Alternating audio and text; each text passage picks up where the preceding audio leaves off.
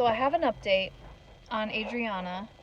I talked to Dr. Wong tonight in Cortica, so face to face or mask to mask, and he said he thought it was interesting, the idea of a blood sugar issue, but he said he didn't think it was the medication. He didn't think the medication.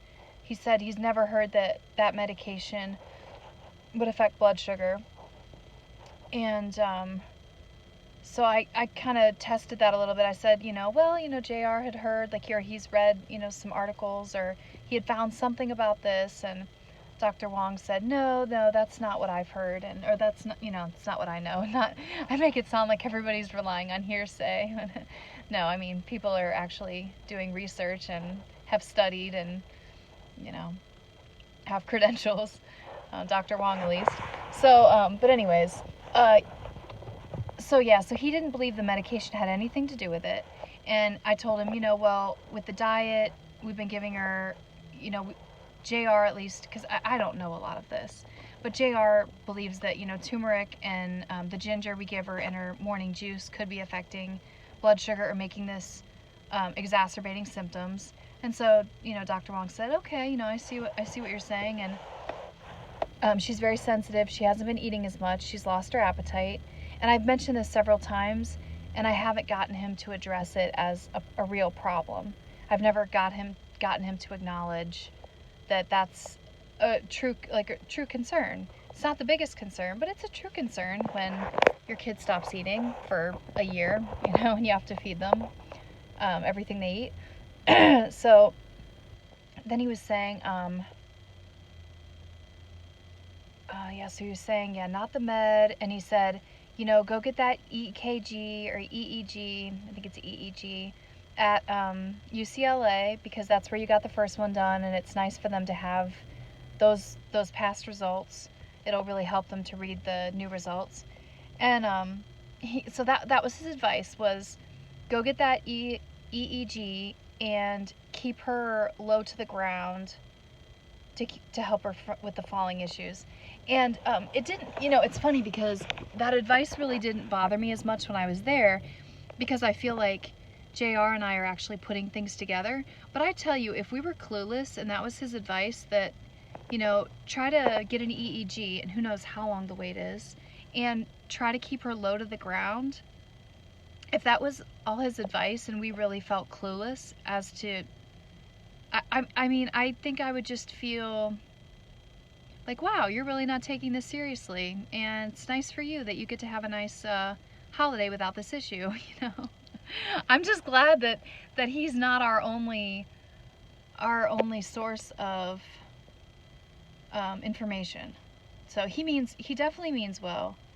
It's, he said he doesn't believe these are seizures. They don't seem like that to him, and I think he's right. I think he's onto something. I think he's smart. I think the EEG is a great idea. We don't have the bandwidth for it right now. I was just talking to JR. We'll get to it when we get to it. We're doing enough tests. We're doing enough as it is. We're already pretty busy. But, we'll get to it. Basically, it'd be nice to know it's not a seizure, but at the same time, all of this just affects, so do you want more of your med? Do you want a different med? Ultimately, I think that's going to be where things lead, but you never know. He may have an ace up his sleeve. But anyways, I don't want to be too hard on him, because he did make time for us today. He wrote us back immediately. He wrote me back my email to him. He wrote back immediately, and he met with me today. He made it clear, I want to get together and talk. So he's honestly comparatively to, I think, a typical pediatric neurologist, I think he's really good. So I don't want to be too, critical, but I think both things I'm saying have validity. Both feelings I have about him in this situation are valid.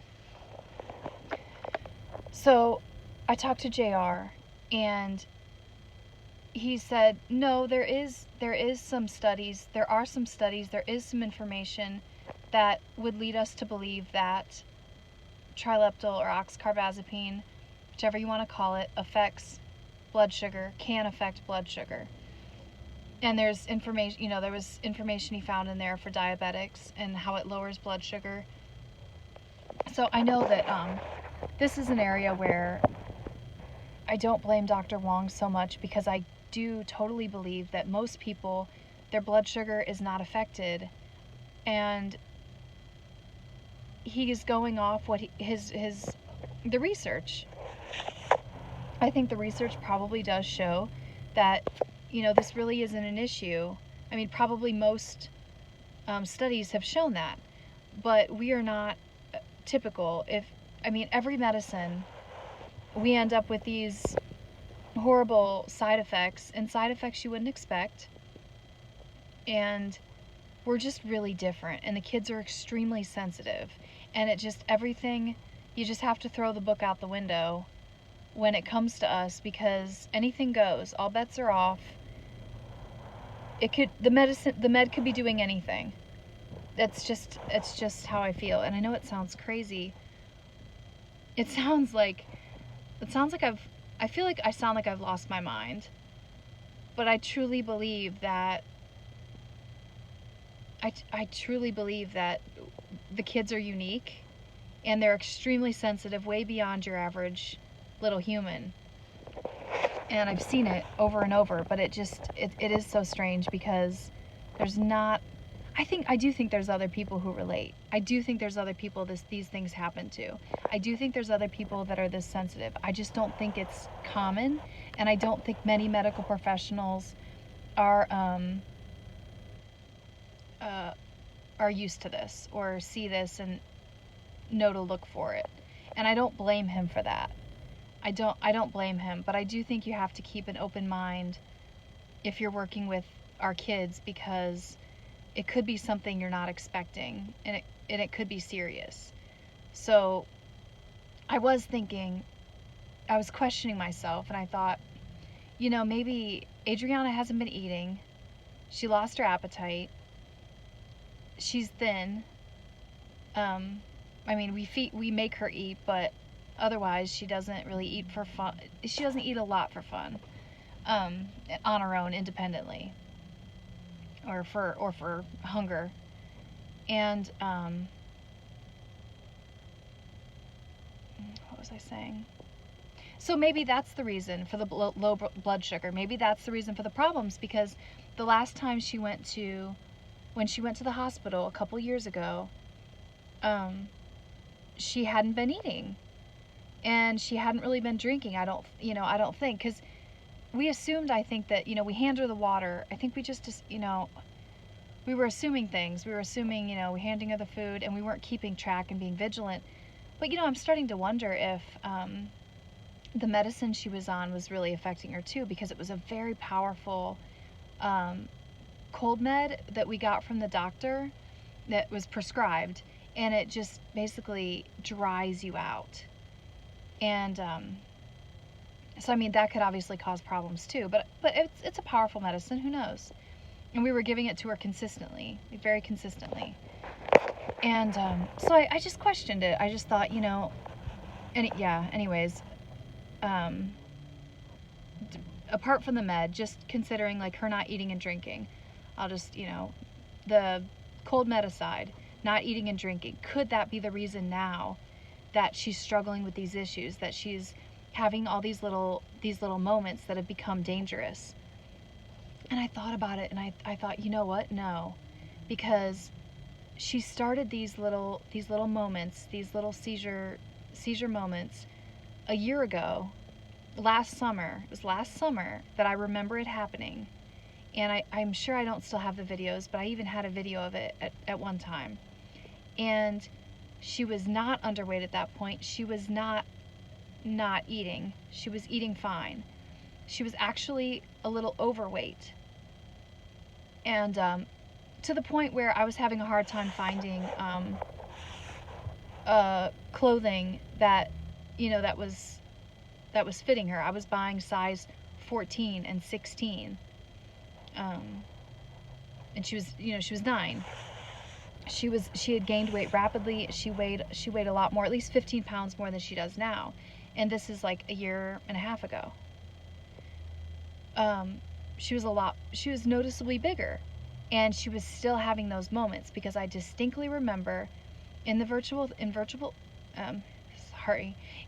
therapy, she would have these moments where she'd start to like lose consciousness, her eyes would roll back, her head would fall back, or her face would freeze in an unnatural position, or blah blah blah, and so on and so forth. It just wasn't as extreme, but it was there, it was happening. And that was a year and a half ago, a few months after she started the med, and it was when she weighed a lot more and was eating fine. And that's around the time that Aaliyah started her moments too, where her body does like jolts and it's hard to describe, but yeah, like basically like it looks like convulsions, like mini convulsions, or just like being hit by electricity a few times, and for a second losing consciousness. That's what it looks like. And that's when Aaliyah started too. And Aaliyah still has that issue. She still has it daily. So it hasn't gone away, even though she's off the med, and she's been off the med for almost a year. So I'm just like, no, that's not the reason. And she wasn't doing any of that high powered juice a year and a half ago when it started. I just believe that there's something wrong with this med. So all that to say, we're going to wean her off that. But I'm nervous about the reaction, because I'm nervous about judgment, even though I do believe we're doing the right thing. And JR wants to reintroduce CBD, which makes me nervous because she had stopped responding well to it. But maybe after a significant break from it, she might be ready for it again. So it's better than this. I mean, it's got to be. It's got to be better than this, because clearly there's something wrong. Clearly, and it's possibly permanent. Honestly, I have to accept the fact that it's possibly a permanent problem, where they're going to have daily short convulsions that last a few seconds, that take away from their ability to be conscious and self-regulate. And I just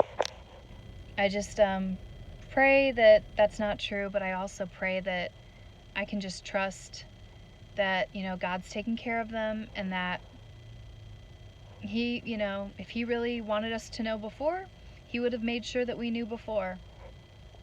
I mean, he always knew, right? And he's got timing, and this doesn't surprise him, and it's not this isn't a horrifying revelation to him. But I am nervous about weaning her off the seizure med, because I do think it's likely she'll have seizures. So I am nervous. And I was thinking yesterday, I was telling JR about how I used to not want to empathize with people who had kids with epilepsy or seizures, because it was scary to me. And the kids were in a dance class when they were 3, and there was another little girl in there, and she had epilepsy. And I remember the mom telling me about, oh, this past week she couldn't come, to class. She had a seizure, and it's just a bad situation. And I remember empathizing with her outwardly, but inwardly, I didn't even want to think about it. I just wanted to think, this is something that we don't have to deal with, and it's too scary to even think about having to deal with it. And yeah, I'm not going to empathize. Like, I empathize on the outside, but not on the inside. And I can't even think about whether this could happen to us. And then I remember when Aaliyah started twitching, and she had, an episode at school where the left side of her body went limp. And this was like 2018. And I remember just thinking, because I was horrified, because I could tell, okay, this is looking like some, uncontrolled movement. It's making me think of seizures. And I was just thinking, well, it can't go any further. I just can't even fathom that this could go further. It's not going to go further. And then it went further, of course. And so I was, we got her on a medication. And I'm like, oh, wow, it works so well. This is all so easily controlled. This is great. And I couldn't even fathom, like, those poor suckers who have all these breakthrough seizures, and their meds don't work for them. I'm like, look at us. Like, we just have this low dose. And, and I didn't want to empathize with anybody else. I just wanted to assume that we're fine now. And then, everything just fell apart. And it was much worse than seizures. It was like, seizures. Yes, now we were having full on, like the worst kind. But Aaliyah was also aggressive and very, very upset, very, very irritable. It's just, you're constantly living on the edge of everything just blowing up. It doesn't have to be anything of consequence happening. It could be pretty much nothing. And it could just be, it could be more than I could handle, because the outburst would just be so great. It was just so hard. So then, after that, it was like, well, Aaliyah clearly has it bad. She's got the situation bad, and we don't have it under control in a lot of ways. At least, even just like nights meltdowns and stuff like that, and panic attacks. But Adriana, she's not going to have seizures. Adriana's fine. Adriana's different. And then Adriana had a seizure for the first time in 2020. And I was absolutely horrified. I was just absolutely devastated. But what are you going to do? I mean, you just have to keep accepting what's happening.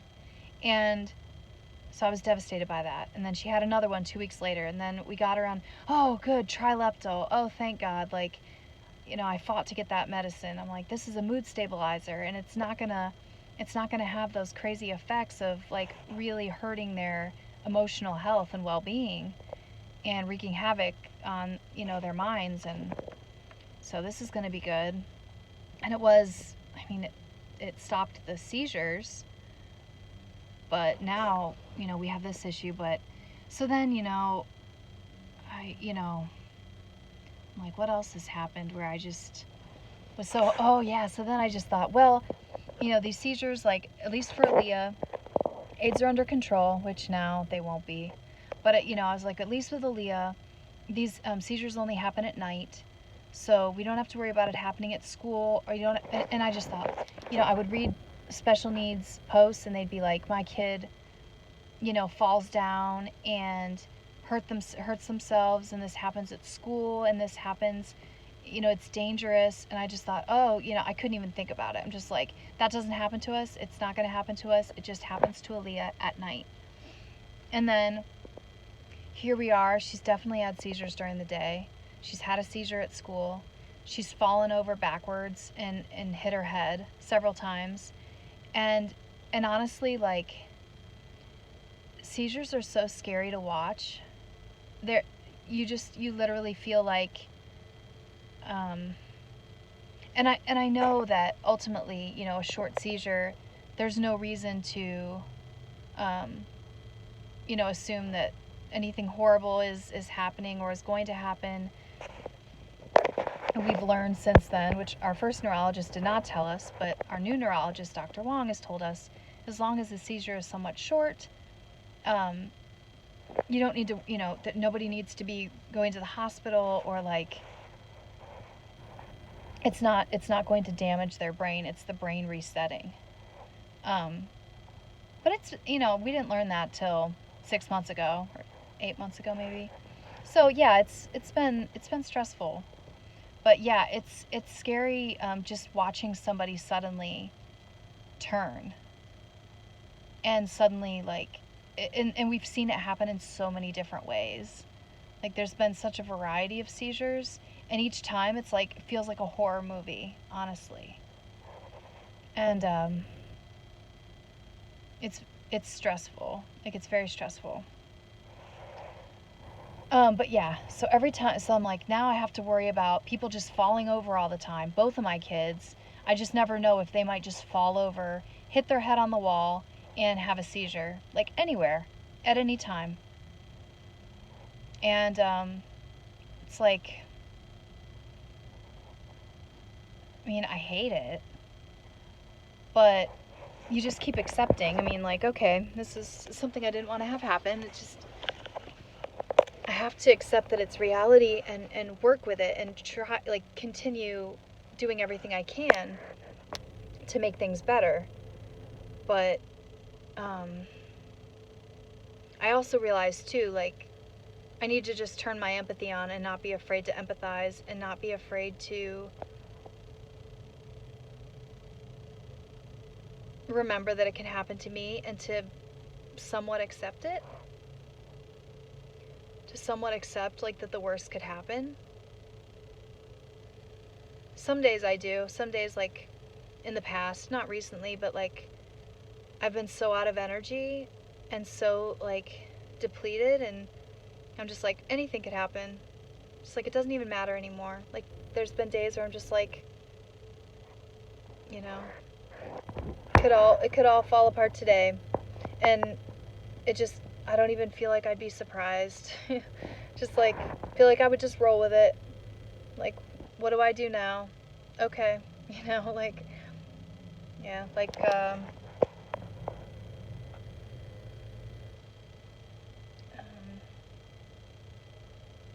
just never knowing what to expect. But yeah, those were harder days. I don't feel that way today. I want to do everything I can. I always do. It's, even when I feel that way. But there's been days where I just felt like I have no idea what to do. I have no answers for this. I have no known understanding of how to help the situation. There's days, I don't feel that way today, but I felt that way many days. Many, many, many days. And it's a tiring feeling. It's very tiring. And we've emptied our bank accounts and the retirement account and any kind of account we could possibly find, if it meant finding some relief or finding some peace, for the whole family. So, oh gosh. And,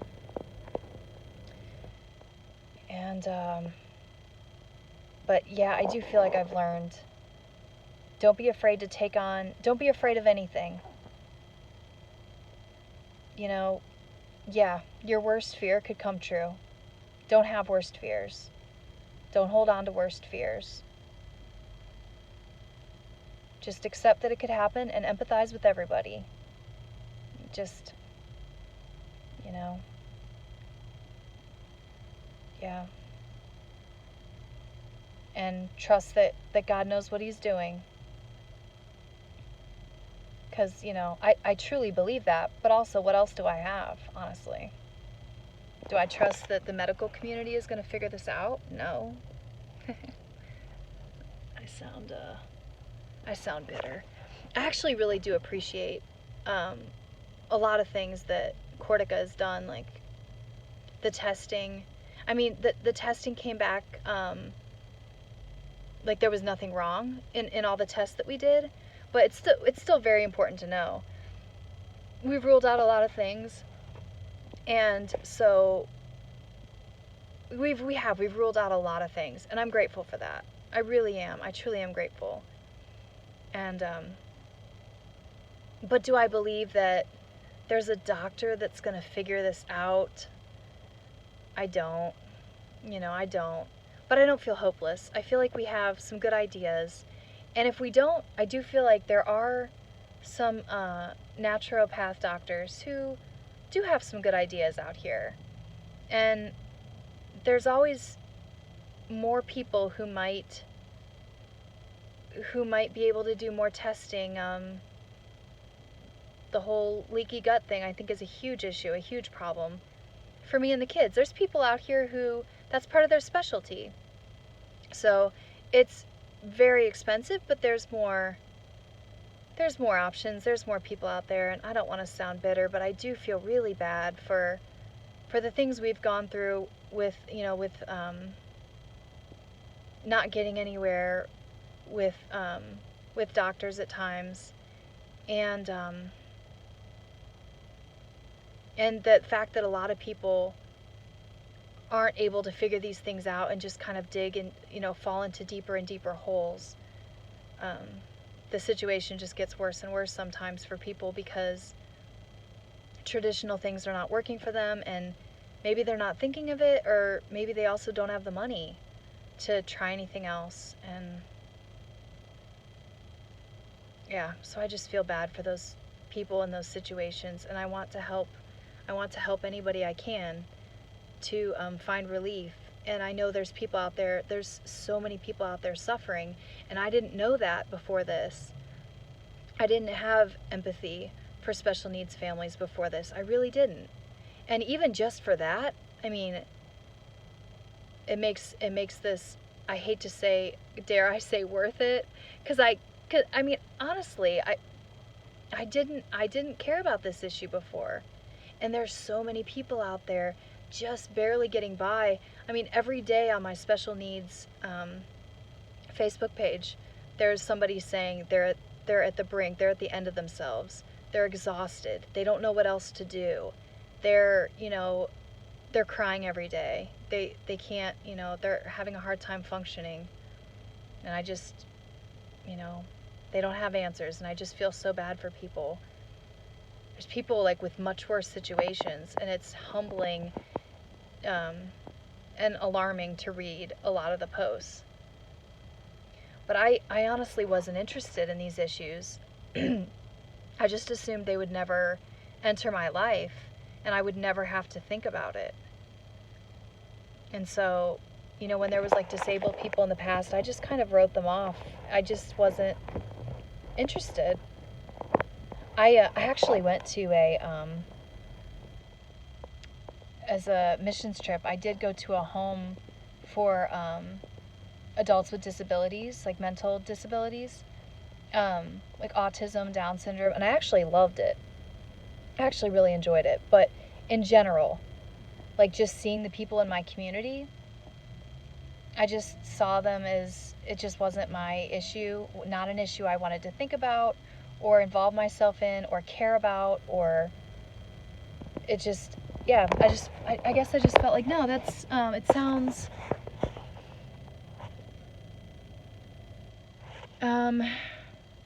inconvenient. And,